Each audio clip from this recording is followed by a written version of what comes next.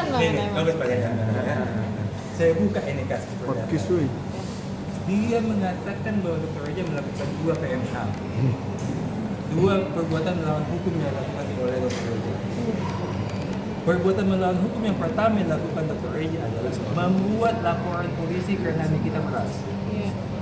Nah, silakan media berpikir itu melawan hukum nggak Dr. Reja melaporkan penjahat?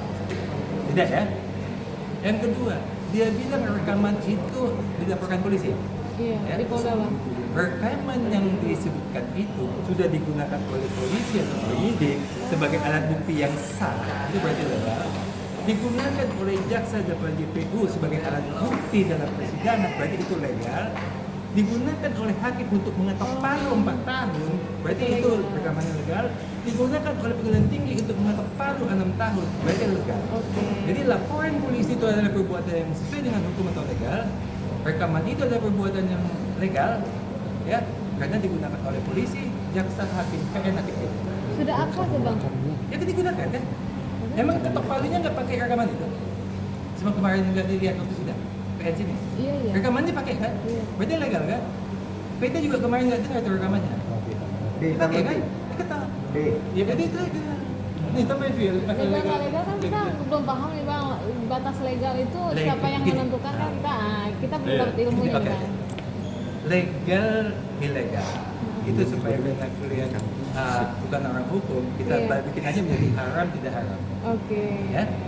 Kalau yang mereka bilang ilegal itu berarti haram. Ya. Kalau yang legal itu berarti tidak haram. Halal. Ya, halal ya. Kenapa dipakai oleh polisi, jaksa, hakim, PN, hakim PT untuk menghukum di kita? Berarti halal.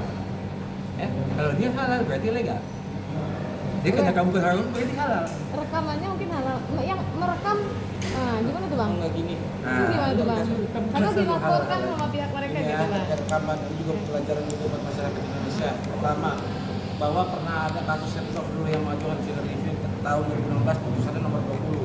Putusan Mahkamah Konstitusi itu berbicara tentang soal masalah rekaman.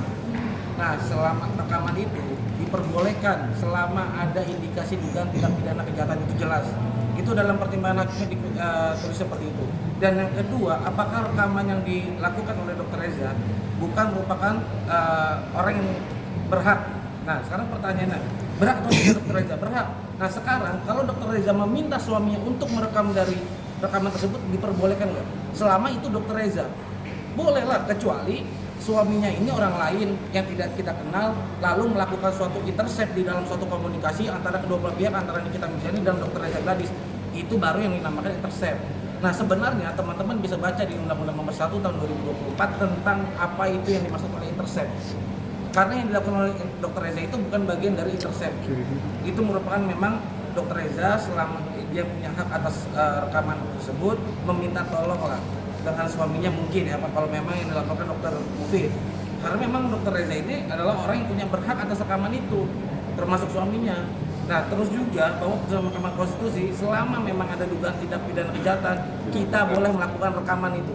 Dan tadi sudah dijelaskan oleh Pak Robert bahwa sesuai dengan pasal 5 Undang-Undang Nomor 1 Tahun 2024 tentang sahnya alat bukti, rekaman kemarin sudah dijadikan kita sebagai alat bukti di kasus sidang pidana oleh jaksa penuntut umum. Jadi sama. Berarti sudah ada klarifikasi Bang untuk datang ke Polda Bang? Apa ya? Udah ada surat undangan untuk klarifikasi ke Polda? Tidak pernah ada kita dipanggil sama Polda. Berarti tidak. Polda menganggap Dr. Reja dan Dr. Mufid tidak ada urusan dengan LP-nya dia. Ya, tidak ada urusan dengan LP-nya dia. Ya, Dr. Reja dan Dr. Mufid tidak punya urusan dengan LP-nya dia. Silakan dia bikin LP satu kontainer juga, kami tidak peduli. Ya, kemudian saya katakan dari tambahkan yang katakan Rafi, mereka itu menganggap intercept. Kalau dari pihak kami itu bukan intercept, itu adalah dokumentasi. Ya, dokumentasi. Kalau kamu jahat, kalian jahat sama saya bikin dokumentasi saya rekam.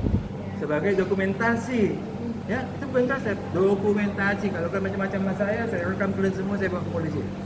Ya, itu namanya dokumentasi, bukan intercept. Paham ya bedanya ya? Beda ya, paham ya? Intercept dengan dokumentasi itu berbeda. Ya, cukup jelas ya? Jelas. Jelas ya? Jadi tanggal 24 kita ketemu lagi. Jam 13.00 sudah hadir. Kalau dia nggak datang kita tinggal. Baik, Kita Bang. juga jangan wawancara aja ya. Siap. Hakim juga kan begitu tadi kan? Iya. Hah? Kita ikut hakim. Siap, Ya. Bang, berarti penegasan berarti belum pernah ada pemanggilan untuk klarifikasi di Polda ya atas laporan. Polda menganggap dia ada urusan dengan Dr. Reja. Katanya udah penyelidikan soalnya. Ya boleh aja selidiki, mungkin dia panggil mungkin si dari Papua sana orang ya silakan aja panggilin. Iya, Bang. Oke, siap.